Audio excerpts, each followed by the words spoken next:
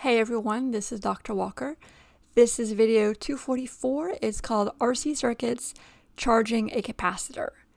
Let's start off this video by looking at the concept. The first circuit that we have here is a circuit with a battery, a resistor, a capacitor, and an open switch. The capacitor is initially uncharged because the charge from the battery here, they're not able to flow to the capacitor because the switch is open. So there's no charge accumulation on the place of the capacitor. Once you close the switch, the capacitor starts to charge. You can imagine all the positive charges flowing away from the positive terminal here.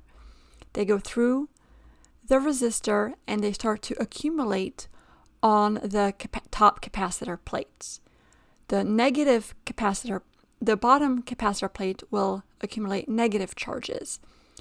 So the capacitor is charging. As it's charging, a potential difference starts to form across the plates. Finally, when the switch has been closed for a long time, then the capacitor is fully charged. When it's fully charged, then that potential difference that has accumulated because you have two oppositely charged plates, that potential difference, delta V, is going to be equal to the EMF from the battery. As a result, there's no more current flowing. Another way to think about it is that when it's fully charged, these positive charges that have been flowing, it's becoming harder and harder for them to flow because when this is fully charged, then all of these positive charges are repelling the ones that are trying to build up. So you reach a point of, you can think of it as an equilibrium. When it's fully charged, then the charges just can't flow anymore. And so you have no more current, and you have a potential difference on the capacitor that is equal to the EMF from the battery.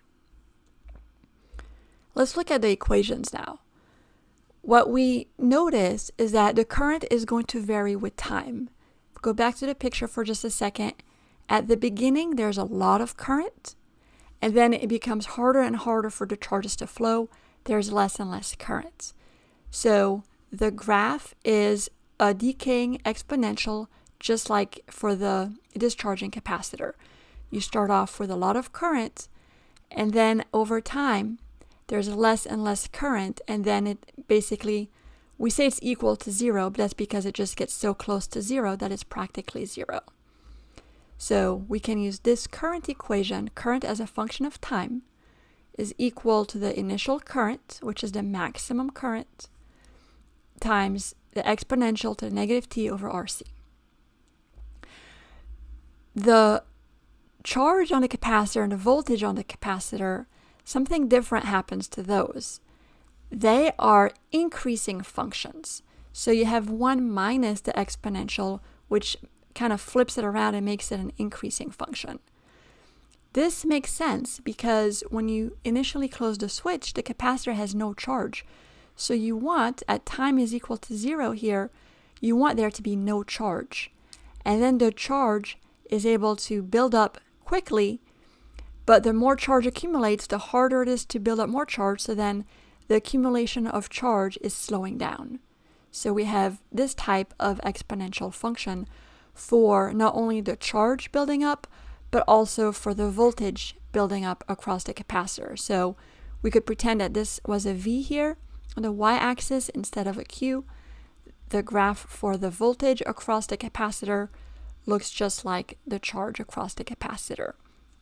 When the capacitor has no charge, it has no voltage. As it builds up that charge, it builds up that voltage.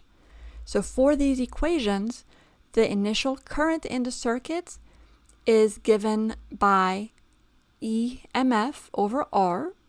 And if we go back to the picture here for a second, right, the initial current, when there was no charge on the capacitor yet, then the current was just V over R. The V was coming from the EMF, and the only resistance in the circuit is the R before any charge builds up here. So that's where we get EMF over R for that initial current. We can also consider this to be the maximum current as well, because the current decreases and decreases as time goes by. And the maximum charge on the capacitor is going to be given by C times EMF. So this comes from the equation C is Q over V. When you solve for Q, you get C times delta V.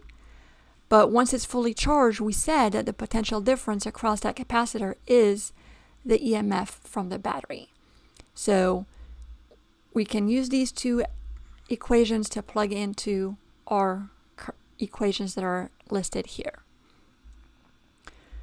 Let's take a look at a question.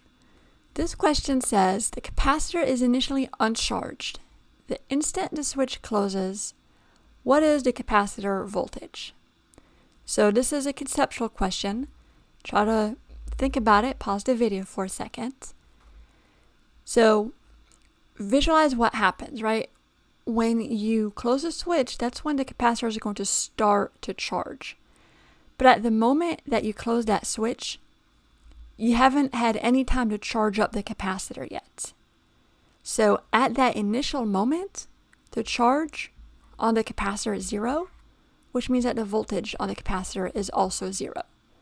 Now, after a nanosecond after the switch has been closed, then yes, you are starting to accumulate some charge and some voltage across the capacitor. But at the instant the switch is closed, you've got no voltage and no charge on that capacitor. That's it for this video. There are a few more examples coming up in the next videos.